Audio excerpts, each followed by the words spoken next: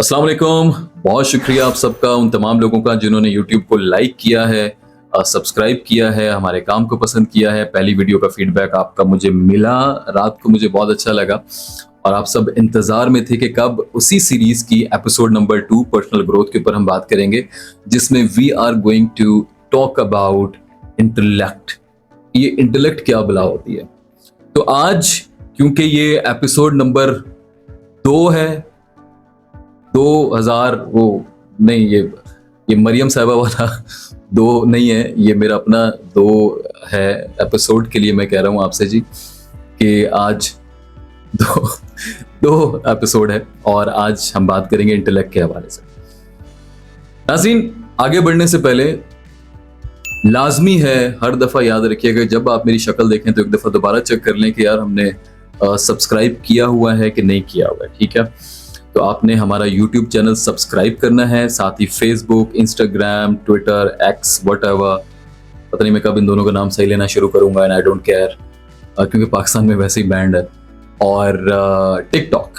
तो जहां जहां मैं आपको मिलूं प्लीज मुझे पकड़ लीजिएगा और मुझे खुशी होगी आपको हर जगह आपसे मुलाकात करके। बढ़ते हैं आज के टॉपिक की तरफ, विच इज पर्सनल ग्रोथ। और पर्सनल ग्रोथ के अंदर आज हम बात करने वाले हैं इंटेलेक्ट की। इस टॉपिक की तरफ बढ़ने से पहले मैं आपको ना कुछ बेसिक चीजें समझाता हूं।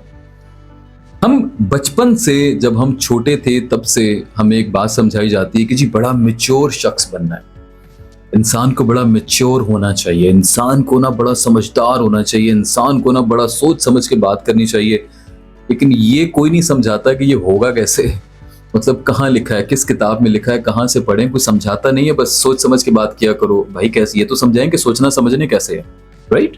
हम सब, मेरे साथ भी हो चुका है, हम सब इस पूरे प्रोसेस से गुजरे हैं। सबसे पहले मैं आपको समझाता हूं इंटेलेक्ट की तरफ जाने से पहले कि मैच्योरिटी बेसिकली क्या है। हमें लगता है कि, चलें यूं समझा देता हूं आपको कि जो पहली डेफिनेशन हमने मैच्योरिटी की सुनी थी ना, जब हम छोटे छोटे होते थे घरों में, और पहली पहली डेफिनेशन जो पेरेंट्स से, मेरे ख्याल में हम, क्योंकि हम जो 90s के लोग हैं खास तौर पे, या बिफोर 90s 70s के जो लोग हैं, उनके लिए मैच्योरिटी की डेफिनेशन डिफरेंट थी। और वो ये थी कि बड़ों से तमीज से बात करें, अदब से बात करें, और छोटों से इज्जत से बात करें, रिस्पेक्ट से बात करें। मतलब बड़े और छोटों का अगर आप ख्याल रखते हैं और आप मेहमान चला जाए और फौरन से जो है ना वो चीज़ों पे नहीं टूटते, या मेहमान के सामने आप चीज़ों पे नहीं टूटते, तो आप मैच्योर कंसिडर होते थे। ये बचपन की डेफिनेशन है मैच्योरिटी की। जब हम बड़े हुए, जब हम स्कूल में गए, जब कॉलेज में गए, तो हमें पता चला मैच्योरिटी ये होती है जब आपको ये समझ आ जाए कि मुझे किससे क्या बात करनी है, या कोई बात अगर मुझसे की गई है तो उसका जवाब मुझे कैसे देना है। मतलब जवाब कैसे देना है किसी ने कोई बात की है और मुझे उसका जवाब देना है, तो वो जवाब जो मैं दूंगा सोच समझ के, वो मैच्योरिटी कहलाएगी। ये सेकंड डेफिनेशन थी जो कि अब आउटडेटेड हो चुकी है। अब मैं आपको बता रहा हूं थर्ड डेफिनेशन ऑफ मैच्योरिटी, कि असल मैच्योरिटी क्या होती है। असल मैच्योरिटी आपकी उस दिन आपके अंदर कदम रखती है, उतरती है, जिस दिन आप ये समझ जाते हैं कोई आपसे क्या कह रहा है, कुछ भी कह रहा है, आपको ये समझ आ जाए कि क्या उस बात का जवाब देना बनता है या उस बात को इग्नोर कर देना चाहिए। This is very important. हम इंसान जो है, ये जो हमारा दिमाग है, हम एनर्जीज के ऊपर चलते हैं। फॉर एग्जाम्पल, आपने एक चीज सोची भी होगी यार कि मैंने इस में एडमिशन लेना है यूनिवर्सिटी में, और इस प्रोजेक्ट के अंदर, और ये करना है और वो करना है। सुबह से आप उठे हैं बड़े एनर्जेटिक, और आपने डिसाइड किया हुआ है कि मैंने अब ये करना है, वो करना, बहुत सारे प्लान्स होंगे आपके। और आपकी किसी से बात होती है, अगले ने आपको सुनाई अच्छी खासी, और उसके बाद आपने उसको सुनाई, और पूरी आपकी जो एनर्जी है वो उस बंदे के ऊपर चली गई। पूरी एनर्जी आपने जो सोच कर रखी थी अपने ऊपर इन्वेस्ट करने के लिए, वो पूरी एनर्जी आपकी उस शख्स को जवाब देने में, फिर उस शख्स को सोचने में कि उसने ये बात की, ये किया, वो किया, अपना मूड आपने खराब किया, और फिर अपने जो आपके 100-150 दोस्त हैं उनको आप बताते बताते ही मेरे ख्याल में 1 हफ्ता निकल जाता है। उसने मेरे को यूँ बोला, मैंने उसको ये कहा, फिर यूँ हुआ, फिर ये हुआ, और पूरा, और आपको 1 हफ्ते बाद याद भी नहीं होता कि आपने ये सोचा हुआ था कि आपने एडमिशन लेना है या फ्यूचर प्लान किया है। और 3 से 6 महीने बाद कहीं आपको दोबारा जाके वही मोमेंटम बनता है, वही एनर्जी आती है, और आप फिर सोचते हैं कि हाँ यार मुझे वहां एडमिशन लेना है। तो ये छोटी सी बात की वजह से आपकी लाइफ में सोचें कितनी ग्रोथ रुक गई, सिर्फ किसी को जवाब देने की वजह से। हो सकता है कि वो बंदा या वो बात इतनी इंपॉर्टेंट हो ही नहीं कि आपको उसका जवाब देना पड़े, लेकिन ये आपने सोचा नहीं। सो हमेशा मेरी एक बात याद रखिएगा कि कभी भी अनवांटेड अननेसेसरी लोगों को जवाब ना दें। कोई आपसे उलझना चाह रहा है, कोई आपसे आपको परेशान करना चाह रहा है, किसी भी वजह से उनको जवाब ना दें और आगे से कूल डाउन रह के उनको किसी भी तरह हैंडल करें कि यार मैं अपनी एनर्जी, मैं अपने दिमाग की एनर्जी इस शख्स के ऊपर क्यों वेस्ट करूं। एग्जैक्टली वेस्ट, आप अपनी एनर्जी वेस्ट करते हैं। ठीक है, एक दिन में आपकी एक एनर्जी होती है ना कि आज के दिन की मेरी इतनी एनर्जी, आप उसमें कितना हिस्सा गलत लोगों के ऊपर वेस्ट कर देते हैं, गलत बातों के सोच सोच के वेस्ट कर देते हैं, आपको पता ही नहीं है। और उसी के अंदर कहीं आपकी ग्रोथ छुपी थी, उस दिन की ग्रोथ, जो थोड़ा थोड़ा थोड़ा थोड़ा करके हम डेली बेसिस के ऊपर हम लर्निंग कर रहे होते हैं, हम ग्रो कर रहे होते हैं, वो वही ग्रोथ जो है आपकी उसके अंदर छुपी हुई थी। अब ये आपको समझ आ गया होगा कि मैच्योरिटी कहां से शुरू होती है, जब हमें समझ आ जाए कि लोगों को जवाब देना है या नहीं देना है, इग्नोर करना है, रिस्पेक्टफुली इग्नोर करना है। ये भी नहीं कि आप मुंह पे दरवाजा मार दें, बंद कर दें, वो नहीं। रिस्पेक्टफुली किसी तरह से जान छुड़ानी है। मैं ये कह देता हूं चले जान छुड़ानी है क्योंकि अगला आपका माइंड डिस्टर्ब कर रहा है। अब इस मैच्योरिटी से, ये जो मैच्योरिटी है, इससे कनेक्ट करता है इंटेलेक्ट, जिस मौजू पे आज हमने बात करनी है। जब आप अपने दिमाग को ट्रेन करते हैं, जब आप अपने दिमाग को समझाते हैं किसी भी चीज के लिए, तो आपका दिमाग ट्रेन होने लगता है। और मैं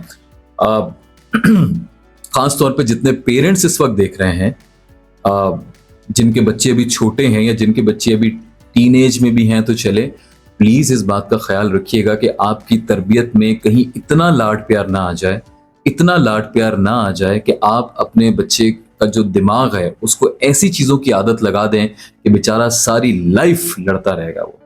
फॉर एग्जाम्पल, आप हर डिमांड बच्चे की पूरी कर देना, आप उसके दिमाग को आदी बना रहे हैं। ठीक है, आप उसके दिमाग को आदी बना रहे हैं कि हर चीज तुम्हें सिर्फ मांगने से मिल जाएगी।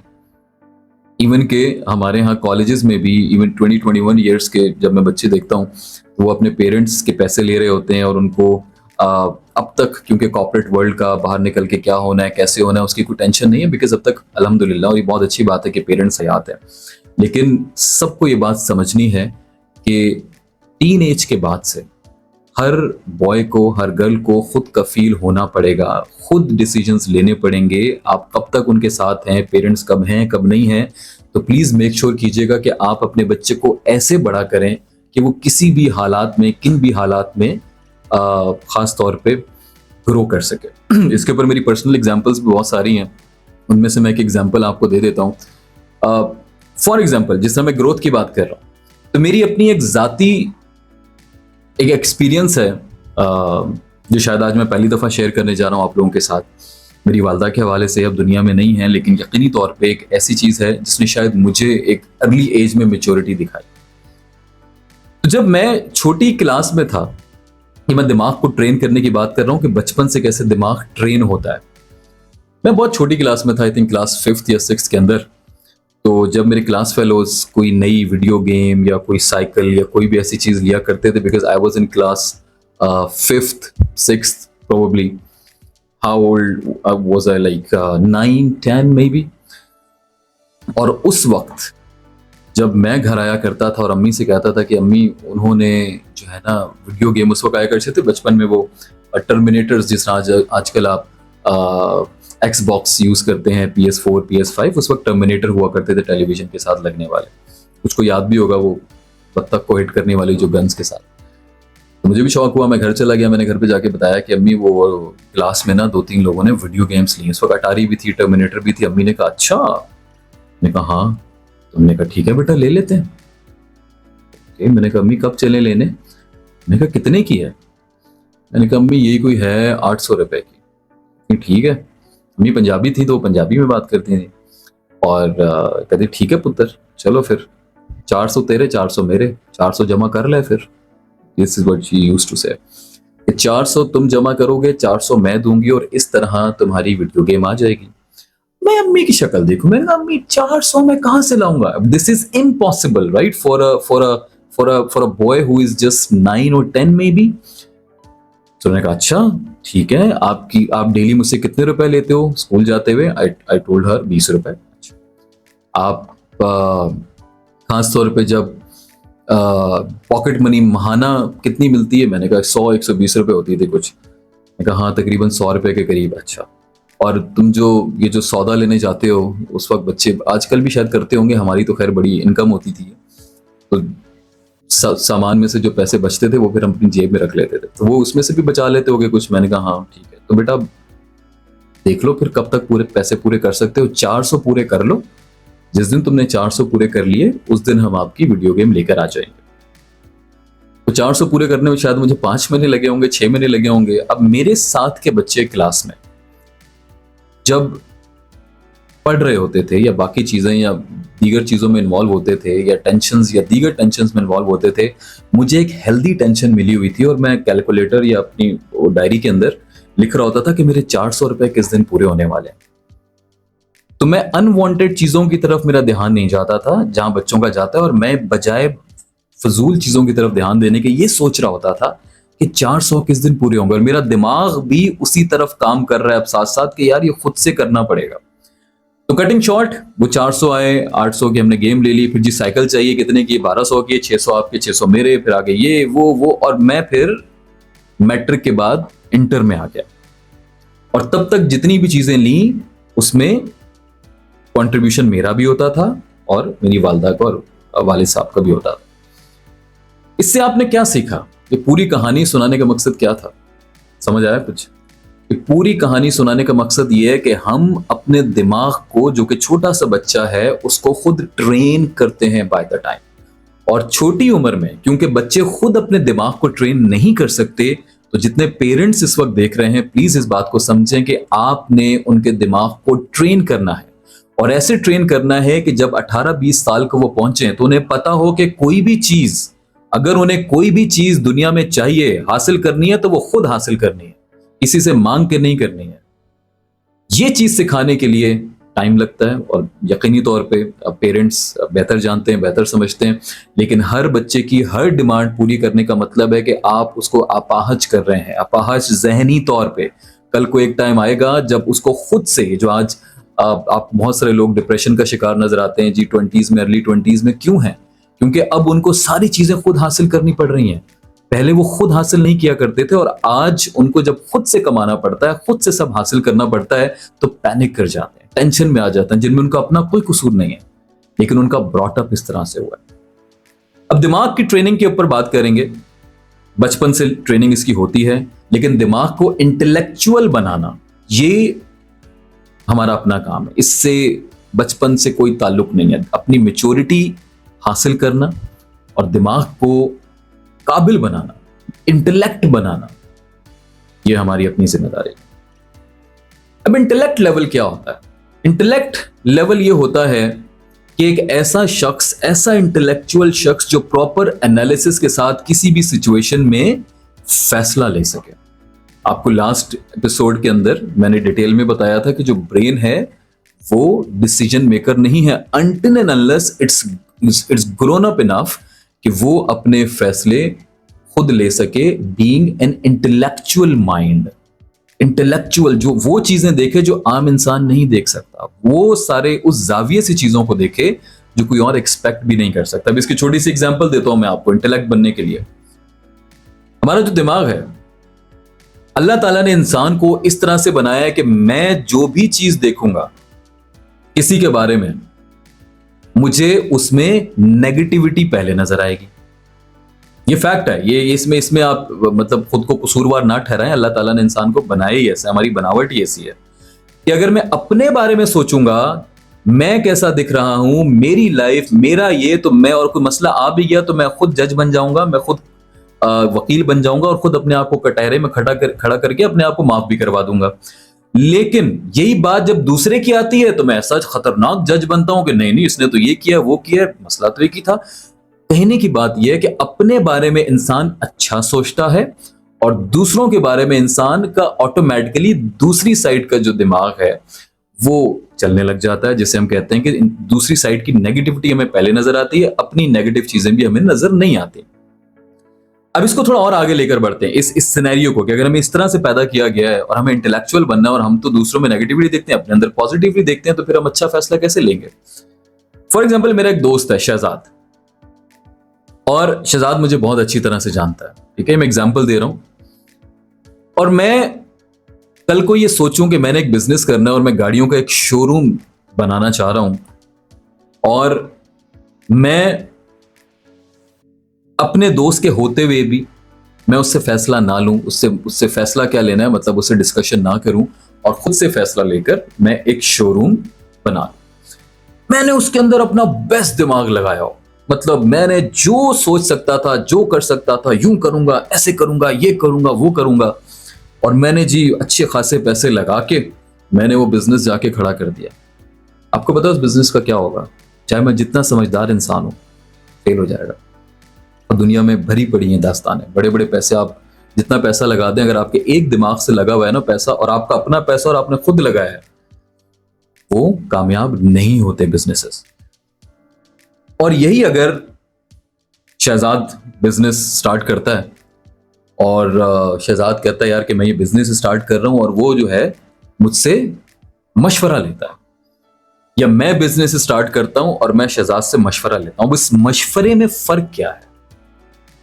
मशवरा लेने से क्या होगा कि मुझे अपने हिसाब से तो मैंने बिजनेस प्लान बड़ा परफेक्ट बना लिया, लेकिन शहजाद मुझे बताएगा भाई तुम तो सो के 4 बजे उठते हो, ठीक है, इस एरिया में तो जो है ना वो इतनी सारी इस चीज की ऑलरेडी दुकानें, इतने शोरूम है, इसमें तो ये वाला मसला है, इसमें क्योंकि मेरा दिमाग मसले देख ही नहीं रहा ना, मुझे तो अपनी हर चीज परफेक्ट नजर आती है।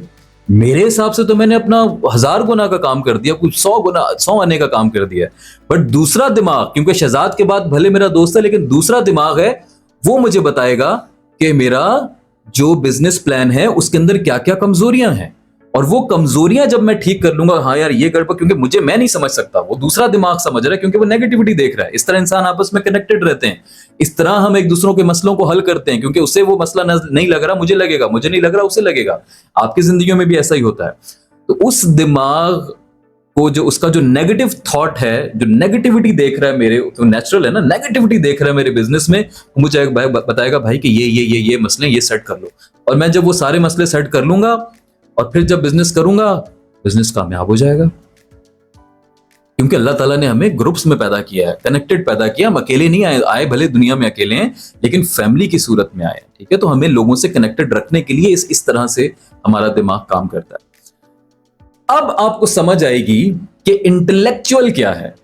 इंटेलेक्चुअल दिमाग इतना समझदार हो चुका होता है फॉर नाउ, क्योंकि आपको भी कोई काम शुरू करना है, बाहर जाना है, जो ऑस्ट्रेलिया पढ़ने जाना है, व्हाटएवर, आपको किसी से मशवरा लेना पड़ेगा, ताकि वो उसके कॉन्स एंड प्रोज आप देख सकें कि हाँ यार ये फायदे की चीज है, नुकसान की चीज है, ठीक है। कोई जिस पे ट्रस्ट हो आपको वो बताएगा, उससे आप मशवरा करते हैं। लेकिन जिस दिन आप इंटेलेक्चुअल हो जाएंगे, आपका दिमाग इंटेलेक्चुअल लेवल पे पहुंच जाएगा। आप मैं सिंपलेस्ट एग्जांपल दे रहा हूं, सिंपलेस्ट डेफिनेशन, इसके ऊपर तो कहां क्या कुछ लिखा होगा, मैं इजीएस्ट वे में आपको समझा रहा हूं कि इंटेलेक्चुअल होना क्या होता है। इंटेलेक्चुअल होना सिर्फ ये होता है कि आपको इतना समझ आ जाता है कि आप किसी भी मसले में पॉजिटिव साइड भी देख लेते हैं, जो कि हम हर कोई देख लेता है, लेकिन नेगेटिव साइड भी देखने लग जाते हैं, जो हमें दूसरों का दिमाग लगवाना पड़ता है ना मशवरा लेने के लिए। जरा देखकर बताओ, इसके अंदर आप पॉजिटिव साइड भी देख लेते हैं और आप नेगेटिव साइड भी देख लेते हैं, और फिर आपको किसी और इंसान की जरूरत नहीं पड़ती, और आप जो फैसला लेते हैं, जैसे फार साइटेडनेस कहते हैं, कि आपको खुद समझ आ जाता है कि अच्छा ये करूंगा तो ये होगा, ये करूंगा तो ये होगा, आप इतने काबिल हो जाते हैं। तो इंटेलेक्चुअल बनने के लिए आपको मैच्योर होना बहुत जरूरी है। आपको नॉलेज, मैं नॉलेज की बात कर रहा हूं, लर्निंग की बात कर रहा हूं, मैं सिर्फ किताबों की बात नहीं कर रहा जो आप पढ़ते हैं। Knowledge, real life knowledge, proper knowledge, हर चीज की नॉलेज, और वो नॉलेज इवन इमोशंस से लिंक भी करती है। और नेक्स्ट टॉपिक जो है हमारा इसी हवाले से, पर्सनल ग्रोथ के हवाले से, हमने बात कर ली ब्रेन एंड बॉडी की, हमने बात कर ली दिमाग को मैच्योर और इंटेलेक्चुअल बनाने की, कि उससे हमें क्या फायदा होगा, हम फैसले खुद ले सकेंगे। दिमाग इतना ट्रेन करना है हमने, but it would take 10 years 15 years. ये आसान चीजें नहीं है, अल्लाह ताला ने बहुत कम लोगों को ये अता किया है लेवल। और उसके बाद फिर इमोशंस कैसे किल करते हैं, कैसे आपकी पर्सनल ग्रोथ में इन्वॉल्व होते हैं। तो जो नेक्स्ट टॉपिक होगा हमारा, वो है इमोशंस, जिसके ऊपर मेरे ख्याल में काफी लंबी वीडियो हो गई है, तो जिसके ऊपर हम बात करेंगे अपनी नेक्स्ट वीडियो में, which is episode number 3, right. और आज है एपिसोड नंबर